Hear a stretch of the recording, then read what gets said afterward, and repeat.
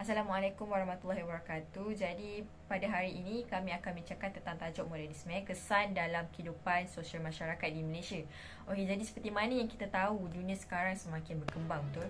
Okey, teknologi makin canggih, okey, dan juga banyak negara yang berlumba-lumba untuk membina bangunan paling tinggi, betul?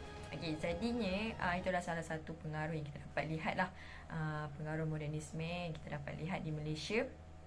Okey, jadinya di sini kita ada 4 model perubahan pemikiran falsafah barat, iaitu theocentric, anthropocentric, modernisme dan pasca modernisme. Namun dalam pembincangan kami akan menekankan tentang modernisme ini. Tapi apa itu theocentric, apa itu anthropocentric, apa itu modernisme dan pasca modernisme, saya akan terangkan secara umum sahajalah. Theocentric ini merupakan satu pemikiran yang mengatakan bahawa segala proses kehidupan merupakan kehidupan itu berpandukan kepada Tuhan, dan waktu tu golongan gereja ni memang paling suci lah. Okay? Kemudian kita ada anthropocentric pula. Ini adalah satu pemikiran yang memandang manusia sebagai keutamaan alam semesta. Jadi pada waktu itu manusia tu bebas untuk buat keputusan dan mengendahkan nilai-nilai agama yang ditetapkan dalam kehidupan manusia. Jadi kemudian kita ada modernisme, iaitu satu pemikiran yang berlandaskan saintifik. Okey, maksudnya kalau tak dapat dibuktikan dengan saintifik, maka diorang tidak akan percayalah. Jadi waktu tu kena ada pemikiran yang rasional untuk buktikan dengan saintifik. Manakala modernisme, pasca modernisme pula adalah satu kesinambungan ideologi modernisme. Pasca modernisme ini adalah anti modernisme, cuma ia memperbaiki lagi, yang dia lagi ekstrim, sampai kan diorang mengatakan bahawa sejarah itu boleh diubah. Jadi dalam tajuk kami ini, kami akan bincangkan dengan lebih dalam tentang modernisme. Jadi menurut kamus edisi keempat, modernisme ini adalah satu pemikiran cara moden ataupun fahaman lah. Jadi asas kelahiran modernisme dan pasca modernisme ini adalah dari secularism.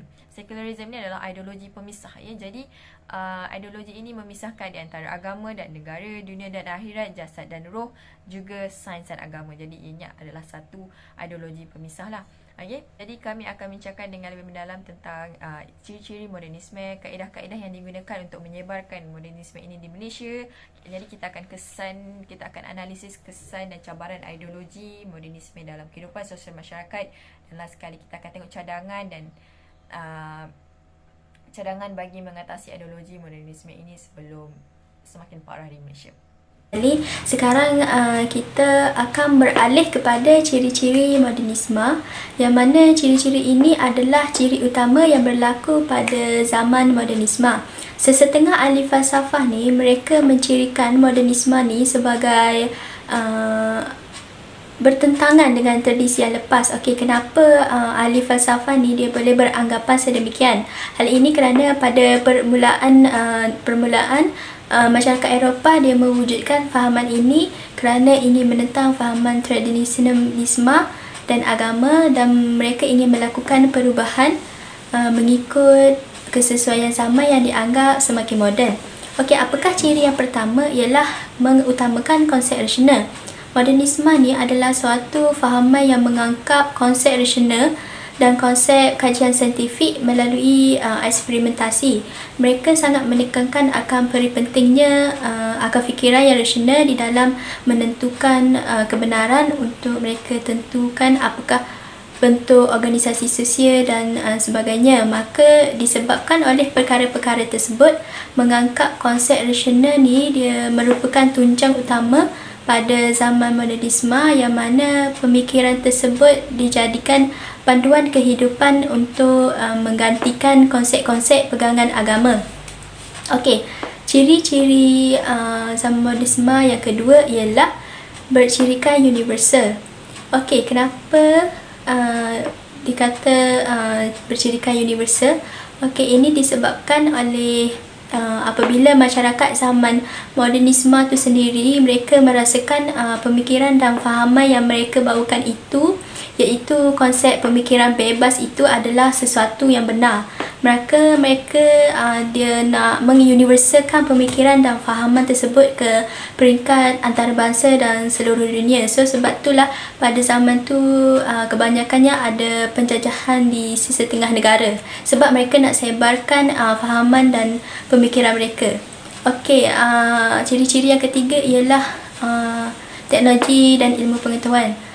Lantaran kemunculan pelbagai kaedah ilmu seperti pendekatan ilmu empirikal, rasional, logik dan saintifik, maka masyarakat Eropah ni dia mempunyai satu keyakinan akan kebolehan manusia untuk menciptakan sesuatu kehidupan yang lebih baik dan membawa budaya baru yang berlandaskan kepada sains dan rasionaliti.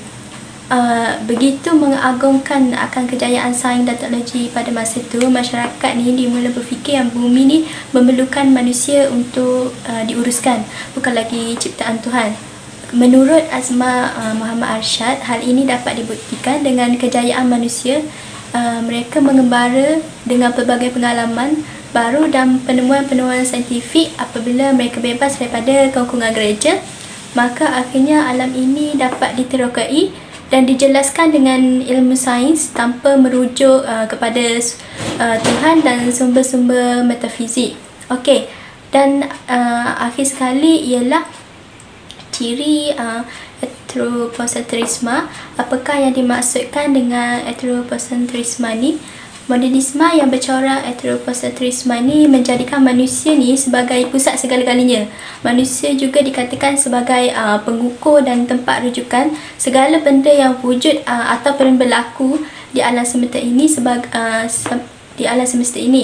Okey, sebagai rumusannya, masyarakat modernisme ni dia menganggap setiap individu yang dilahirkan di muka bumi ini pasti memiliki potensi diri dan keistimewaan yang boleh membentuk manusia tu mengikut kelebihan yang dimiliki oleh setiap orang tu. Dan disebabkan oleh itulah mereka ni dia menganggap zaman itu lebih baik daripada zaman-zaman sebelumnya. Dalam meniti arus pemodenan ini, dapat kita saksikan dunia yang berkembang maju dengan sangat pantas sehingga berlakunya kekeliruan dalam arus pemikiran. Kemajuan teknologi yang sangat pesat telah memberi kesan yang besar dalam kehidupan kita. Cara manusia berfikir di zaman serba moden ini juga turut berubah. Penyebaran maklumat yang sangat cepat ini telah menyebabkan pengaruh pemikiran barat masuk ke dunia Islam dengan sangat mudah, menyebabkan lahirnya pemikiran modernisme pada sekitar abad ke-16 hingga abad ke-18. Pada masa itu, institusi gereja dilihat sebagai penghalang kepada kemajuan hidup, menyekat kebebasan, pembangunan dan kreativiti manusia. Bagi mereka, masyarakat perlu dibebaskan daripada tradisi yang terikat dengan agama. Aliran modernisme muncul rentetan terjadinya protes yang tidak bersetuju dengan kongkongan, monopoli dan manipulasi kelompok agama terhadap apa yang mereka anggap sebagai satu kebebasan serta hak asasi individu dan juga masyarakat di barat. Gerakan ini telah berjaya memperbaharui sistem tradisi masyarakat barat dari setiap sudut kehidupan, merangkumi bidang politik, pendidikan, perundangan, kesenian dan adat serta budaya menerusi kerangka rasionalisme. Penyebaran modernisme berkait rapat dengan sejarah masyarakat barat yang sama seperti fundamentalisme, iaitu satu kepercayaan yang berpegang teguh kepada prinsip-prinsip asas manusia. Modernisme muncul pada abad pencerahan ataupun dikenali sebagai Enlightenment, iaitu pada abad ke-18. Ia dilihat sebagai satu proses yang berkembang dan tersebarnya rasionaliti barat dari setiap aspek kehidupan dan tingkah laku sosial seseorang. Modernisme yang telah berkembang pesat di barat dan menjadi tunjang utama kemajuan dalam acuan barat oleh kebanyakan negara, termasuk negara-negara Islam, adalah merupakan kemuncak pengaruh rasionaliti, kebendaan serta budaya popular terhadap pihak lain. Proses pemberatan yang dilakukan berabad-abad oleh pihak kolonial dan disambung oleh anak didik penjajah ini mengambil bentuknya dalam penggubalan dasar sistem dan penghasilan sumber tenaga insan. Walau bagaimanapun, pendekatan tradisional dalam pendidikan agama masih berjalan dan ia menghasilkan dua cabang dalam sistem dan pemikiran. Proses globalisasi yang sedang terjadi sekarang adalah lambang penguasaan barat, iaitu kesan daripada proses modernisasi yang kini disambung oleh gagasan pasca modernisasi, kerana pemikir-pemikir pasca modernisasi menganggap gagasan modernisasi harus mengalami proses pemberontakan supaya penguasaan barat berlaku secara menyeluruh. Sekarang kita akan membincangkan pula tentang pandangan Islam terhadap modernisme ini. Seperti yang diketahui umum, ideologi moden yang lahir di dunia barat ini sangatlah mengagungkan konsep rasional, sains, teknologi serta kebebasan tanpa pengaruh agama. Namun, bagaimana pula pandangan Islam terhadap modernisme ini? Nur Charles Badjid, seorang sarjana Muslim, beliau telah memberi jawapan terhadap masalah modernisme ini. Menurut beliau berkata, kita sepenuhnya berpendapat bahawa modernisme ialah rasionalisasi yang disokong oleh dimensi-dimensi moral dengan berpijak pada prinsip iman kepada Tuhan Yang Maha Esa. Akan tetapi, kita juga menolak sepenuhnya pengertian yang mengatakan bahawa modernisme ialah westernisasi, sebab kita menolak westernisasi. Dan westernisasi yang kita maksudkan itu ialah suatu total way of life di mana faktor yang paling menonjol adalah sekularisme dengan segala percabangannya.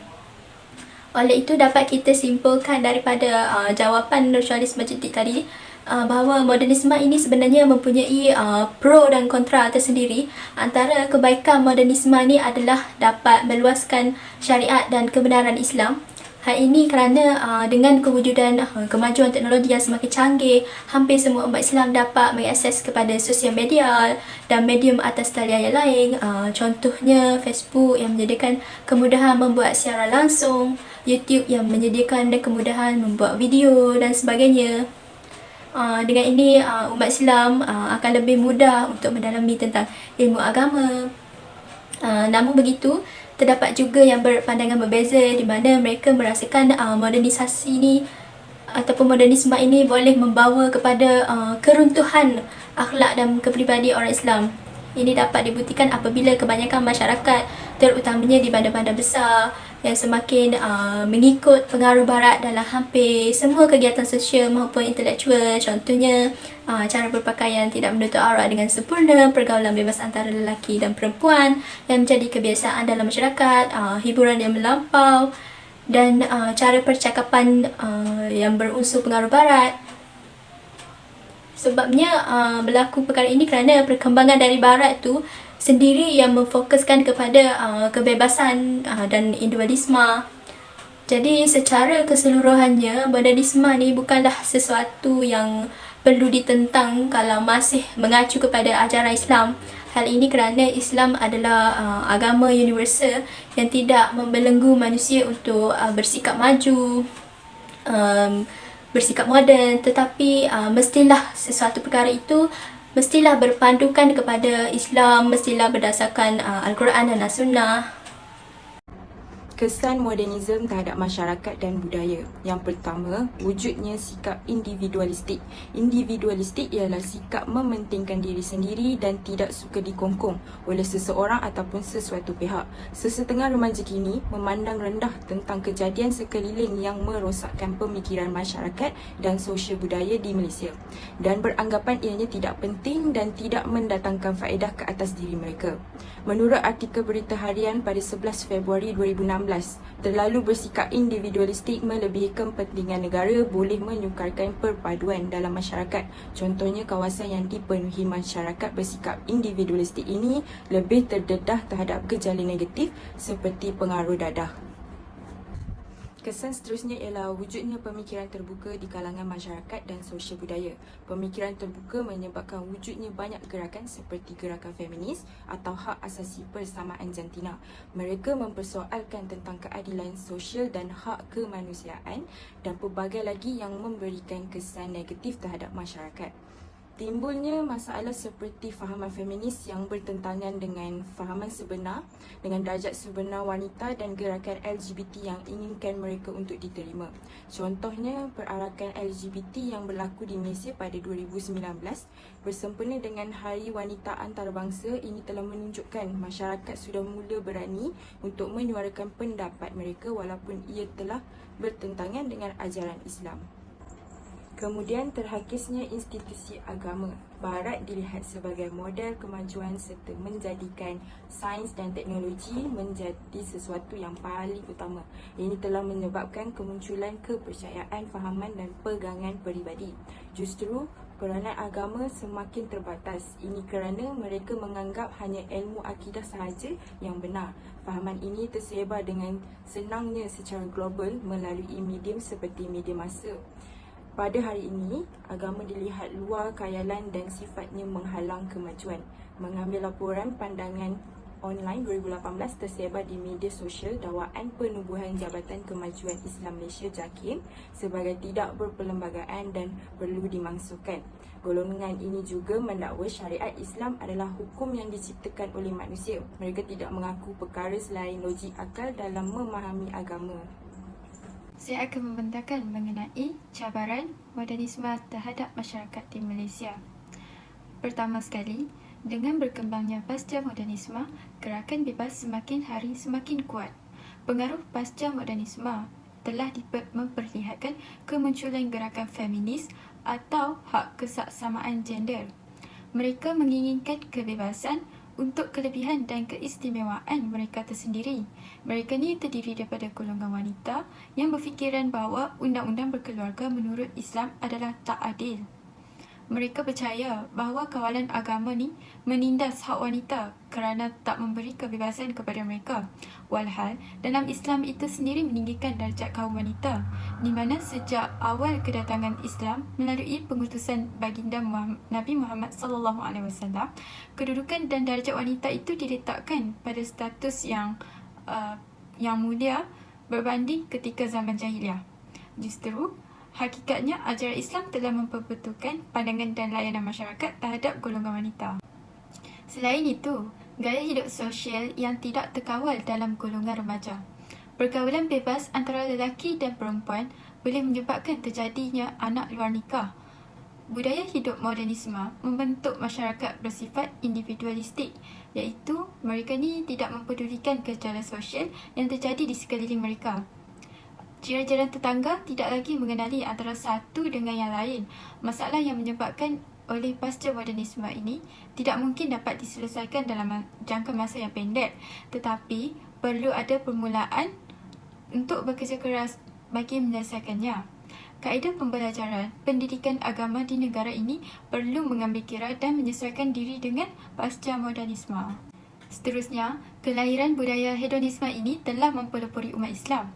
Hedonisme ini ialah kepercayaan atau pandangan hidup yang menekankan kegembiraan atau keseronokan dalam hidup. Hedonisme ini juga dimaksudkan menilai kebaikan berdasarkan keseronokan dan kesenangan. Konsep pegangan budaya hedonisme ini menekankan kepada pegangan falsafah yang mementingkan kebebasan manusia bertuhankan hiburan. Ia menjadi pegangan hidup golongan individu yang hanya mementingkan keseronokan semata-mata tanpa mempedulikan kesan buruk yang akan berlaku. Hedonisme ini juga berkaitan dengan sikap cintakan hiburan yang boleh mengalih perhatian seseorang daripada tujuan utama hidupnya di hantar ke bumi. Akhir sekali, sebagai umat Islam yang bertanggungjawab, kita perlu menyelesaikan isu-isu ideologi dan falsafah undang-undang dari perspektif Barat dan perspektif agama Islam. Bagi mengajar ilmu fardu ain di sekolah agama, ilmu itu tidak lagi memadai untuk menangkis hujah pasca modernisme. Perbezaan ideologi modernisme dengan Islam. Undang-undang dibuat oleh Malaysia. Di Malaysia, undang-undang dibuat mengikut ketetapan pemerintah dan mahkamah untuk menjatuhkan sesuatu hukuman tersebut. Berbeza dengan Islam, undang-undang syariat telah ditetapkan oleh Allah berpandukan Al-Quran dan hadis. Seterusnya, di dalam ideologi modernisme, mereka mementingkan dan melebihkan keseronokan di dunia berbanding agama. Di dalam Islam, Islam tidak menyekat umatnya untuk mencari hiburan selagi tidak bertentangan dan melanggar syariat Islam. Seterusnya, modernisme menerima pendapat atau perkara berdasarkan logik akal dan fikiran, manakala Islam menentang taklid, iaitu menerima pendapat atau perkara tanpa mengetahui dalil atau kesahihannya. Selain itu juga, modernisme ini juga menolak kepercayaan agama dan tradisi kerana menganggap sebagai ketinggalan zaman. Namun, Islam menyeru umatnya agar sentiasa berpegang teguh pada ajaran. Akhir sekali, mementingkan ilmu dan perkembangan dunia semata-mata. Islam juga mementingkan perkembangan dunia, namun perlulah seiring dengan tentang agama bagi mengelakkan kejahilan. Seperti yang telah kita bincangkan, pelbagai cabaran yang hangat diperkatakan dan mencabar tahap keimanan umat Islam, terutamanya melibatkan aspek sosial khususnya kepada masyarakat di Malaysia pada masa kini. Rentetan daripada itu, beberapa usaha perlulah dilaksanakan agar dapat menghindari diri kita daripada terpengaruh dengan fahaman modernisme barat yang tidak bermanfaat. Antara cadangan untuk menangani isu modernisme dalam kalangan masyarakat Islam terutamanya di Malaysia adalah dengan meningkatkan serta memantapkan lagi nilai keimanan dalam diri setiap insan. Kurangnya ilmu serta penghayatan terhadap agama merupakan antara punca segelintir penganut Islam senang terikut dengan budaya barat yang dianggap moden dan terkini menyebabkan terjadinya pemesongan akidah, syariat dan akhlak. Mereka teruja melihat kemajuan barat yang sebahagiannya sebenarnya disaluti dengan kepalsuan yang boleh menyebabkan iman dalam jiwa mereka semakin terhakis. Maka tidak hairanlah ramai di antara mereka berani menimbulkan keraguan tentang kesahihan kandungan ajaran Islam, mempertikaikan hukum hakam dalam Islam, dan Islam ditafsir dan disesuaikan dengan fahaman liberalisme barat dengan alasan agar sentiasa relevan dengan perkembangan moden masa kini. Oleh itu, jelaslah betapa pentingnya untuk kita mempunyai fahaman agama yang kukuh agar tidak mudah terpengaruh dengan ideologi-ideologi barat yang boleh memesongkan akidah kita. Selain itu, masyarakat di Malaysia perlulah mempunyai sikap untuk tidak mudah menerima sesuatu tanpa mempertimbangkan baik buruknya terlebih dahulu. Masyarakat di Malaysia haruslah mempunyai tekad yang tinggi untuk membangunkan diri mengikut acuan kita sendiri. Sumber-sumber dari barat yang berguna dan bermanfaat boleh kita contohi dan pelajari, manakala yang bercanggah dengan etika dan sistem nilai Islam hendaklah dielakkan. Bak kata pepatah, buang yang keruh, ambil yang jernih. Budaya sosial barat umpamanya tidak harus menjadi sumber ikutan kita sepenuhnya. Pemahaman mengenai modernisme yang terkait dengan hak asasi manusia yang ditakrifkan tanpa mengambil kira faktor dan kesusilaan hidup yang fitrah harus dielakkan. Apa yang kita dapat simpulkan daripada pasca modernisme ini ialah masyarakat kita masih lagi dijajah minda serta pemikirannya oleh pengaruh ideologi modernisme yang dibawa daripada barat. Ramai dalam kalangan kita menganggap bahawa semua pemodenan barat adalah satu bentuk kemajuan. Hakikatnya, tidak semua dari barat itu mendatangkan manfaat, malahan banyak lagi yang memudaratkan. Dari sini dapat kita simpulkan bahawa masyarakat perlu mempunyai perancangan yang rapi dalam menerima proses pemodenan untuk menghadapi cabaran dan tomahan yang cuba dilantar terhadap umat Islam supaya agama suci ini tidak dipesongkan mengikut arus pemodenan. Peranan media sosial juga amat penting untuk sentiasa memberi pendedahan tentang ilmu agama dan pihak berwajib perlulah memantau laman sesawang yang menyebarkan fahaman yang memesongkan. Umat Islam juga perlu meningkatkan tahap keimanan dalam diri masing-masing supaya tidak mudah terikut dengan dakwah agama yang terlalu mengikut arus pemodenan sehingga mengetepikan apa yang sepatutnya menjadi asas seseorang Muslim, iaitu daripada Al-Quran dan As-Sunnah.